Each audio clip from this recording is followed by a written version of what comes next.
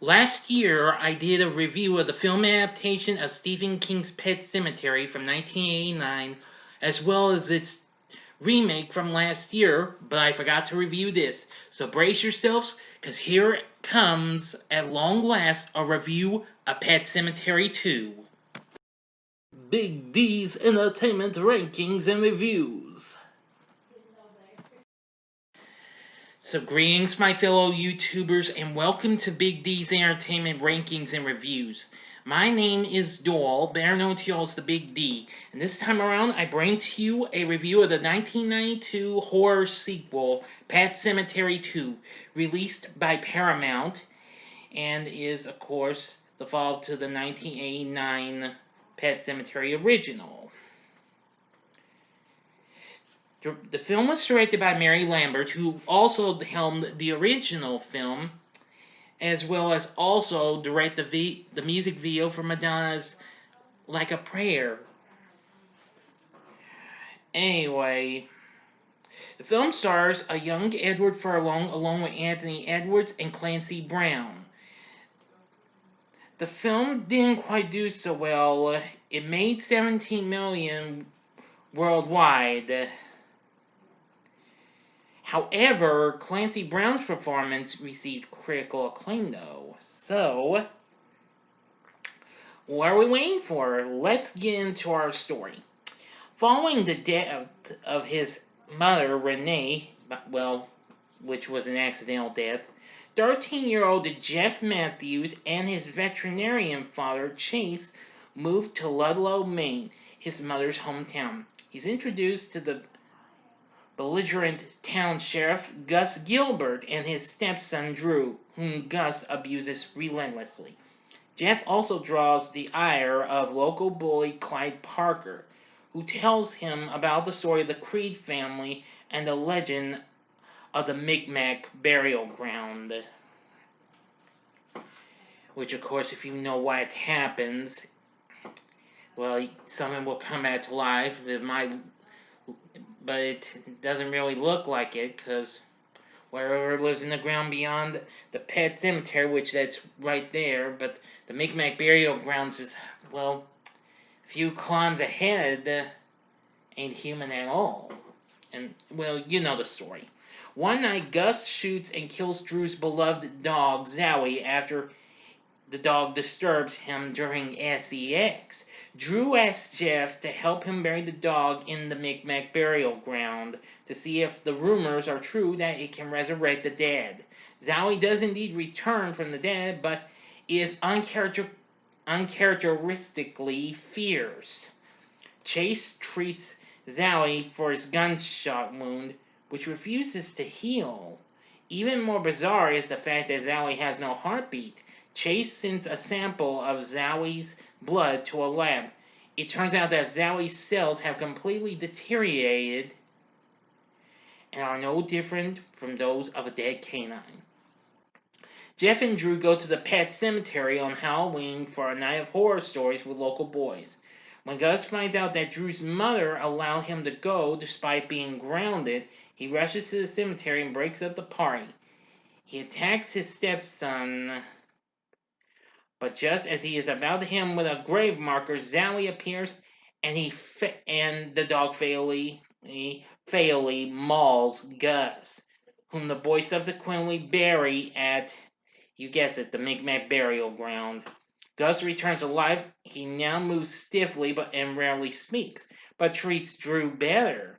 Over time, Gus becomes increasingly crude and sadistic, sexually assaulting Drew's mother and brutally skinning the pet rabbits for supper.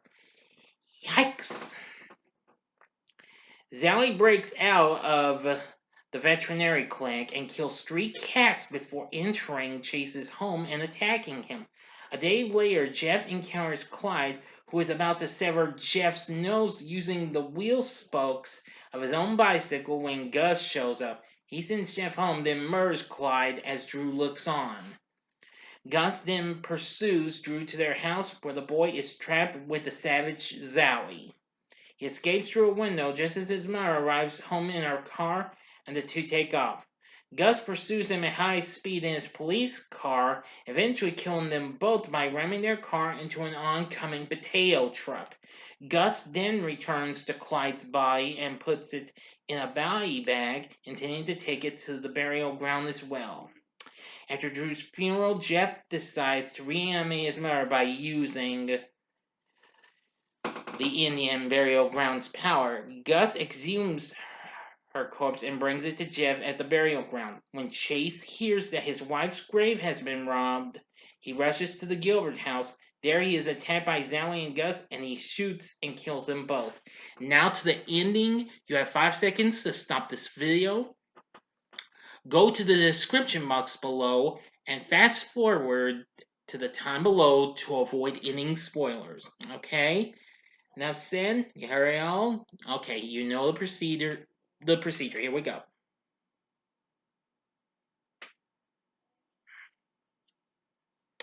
Okay, you've been warned. Excuse me. Upon coming back to life, Renee stabs and kills Marjorie Hargrove, the Matthews housekeeper. Jeff confronts his undead mother in the attic, and they embrace. Chase arrives home and urges Jeff to get away from Renee, who says she wants to spend quality time with her husband.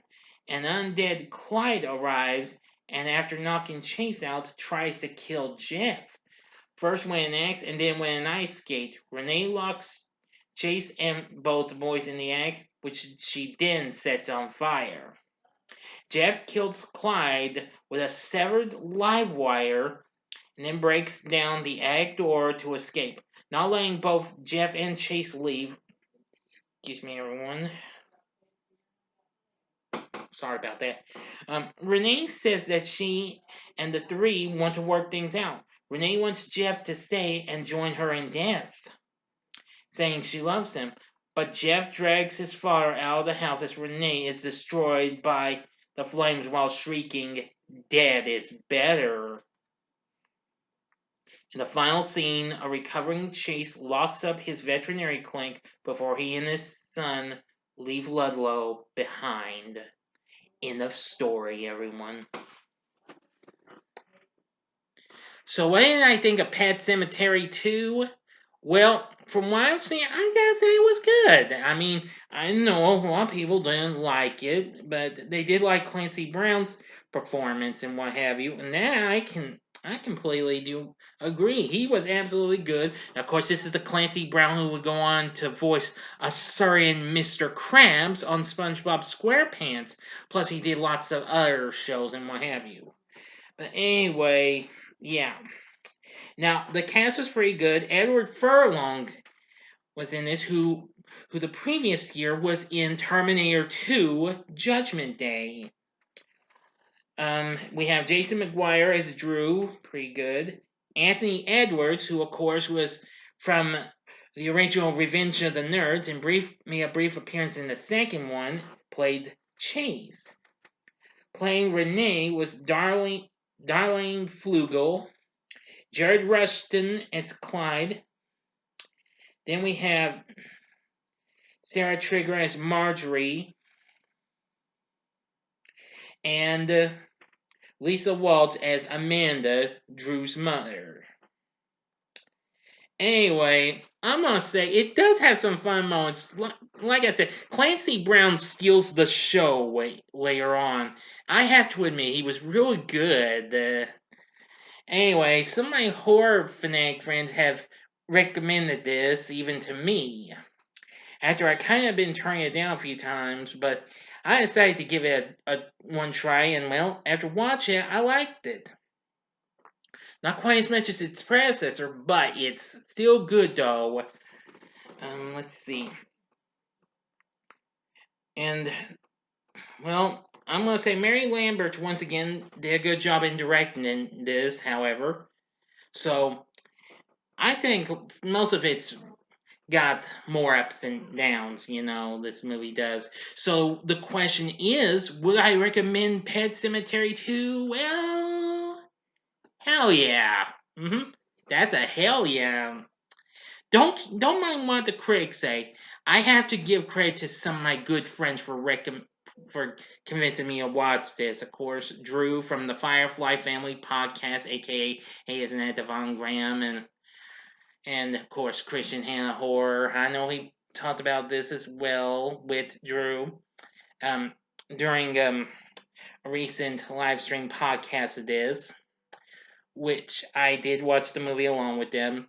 I gotta agree, this is not too bad of a movie, but again, don't mind what the critics say. You be the judge and check out Pet Sematary Two. I think you might like it. Anyway, so what are your thoughts on Pet Sematary 2? Please tell me in the comment section below. If you like this video, click the like button below, subscribe to my channel as well, and be a part of the Big D Nation. And of course, I'm up to 243 subscribers. If I can get 7 more soon and get to 250, there might be a Q&A coming up down the road. Okay? Oh yeah, and despite what happened last weekend, the live stream for Friday the 13th Part 3 and the final chapter is back on. So you'll be expecting that to come after all, but I will go with some precautions and what have you, like I've already mentioned in my update video the other day, okay? Thank you. Join me next time when I bring to you a back-to-back review of Disney's Zombies, which I just finished watching, and I'll be watching the second one real soon. But anyway, thanks for watching, and if you like this, you can check out these other movies. In the upper left-hand corner is my review of the original Pet Sematary. I'm sure a lot of y'all have already watched it, so you can try and catch it or see it again if you'd like. If you want to see the remake, go to the upper right-hand corner. Or if you want something else of Stephen King's, well, go to the bottom left-hand corner for another Stephen King type story I took a chance in watching for the first time ever completely last year, that being Misery with James Caan and Kathy Bates. And the bottom right hand corner is the button you can click to subscribe. If you like rankings and reviews on movies, TV, music, video games, etc., then I'm your guy. Thanks for watching. Until next time, I'm the Big D saying, see ya.